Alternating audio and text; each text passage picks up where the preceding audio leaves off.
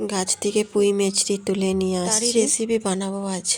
এরপর ছোট ছোট করে কেটে নিচ্ছি, তারপর ভালো করে 2-3 বার জল দিয়ে খুব ভালো করে ধুয়ে নেব। ধুয়ে ঠেকাই ঢেলে দেবো জলটা ঝরানোর জন্য। এরপর কড়া গরম করে তাতে সরষের তেল দিয়ে ফোড়নে দিচ্ছি কালো জিরে। এরপর দিয়ে দেবো কুচানো পেঁয়াজ। পেঁয়াজটাকে একটু হালকা ভেজে নেব। মিক্সিতে বেটে নিচ্ছি 2 চামচ পোস্ত।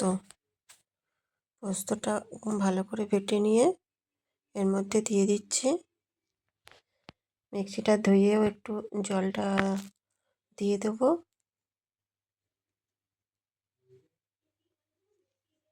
যে কোনো তরকারিতেই পোস্ত দিলে কিন্তু তরকারিটা অসাধারণ লাগে। কিছুক্ষণ নাড়াচাড়ার পর দিয়ে দেবো আগে থেকে কেটে রাখা পুঁই মেচড়িগুলান। এভাবে কিছুক্ষণ ঢাকা দিয়ে নেড়ে চেড়ে একটু সিদ্ধ করে নেব। 2 বার ঢাকা দেওয়ার পর এরকম সিদ্ধ প্রায় হয়েই গেছে।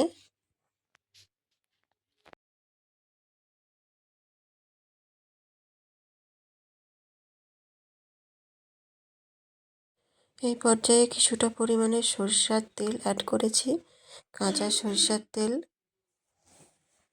এতে করে তরকারির যে ঝাঁঝটা, এর সুন্দর একটা স্মেল আসে।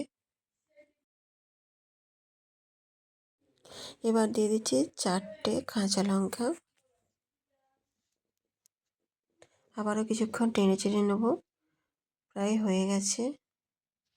রেডি আজকের পুঁই মেচড়ির রেসিপি।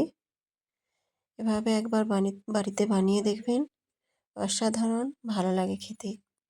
গরম ভাতের সাথে একটু এটা মেখে খেয়ে দেখবেন, অবশ্যই অবশ্যই খুব ভালো লাগে।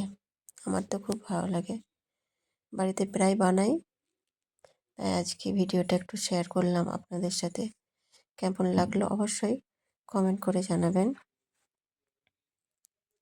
ঝাল ঝাল একটা রেসিপি, খেতে অসাধারণ হয়েছে। আমি তো এখন খাবার নিয়ে বসে পড়েছি।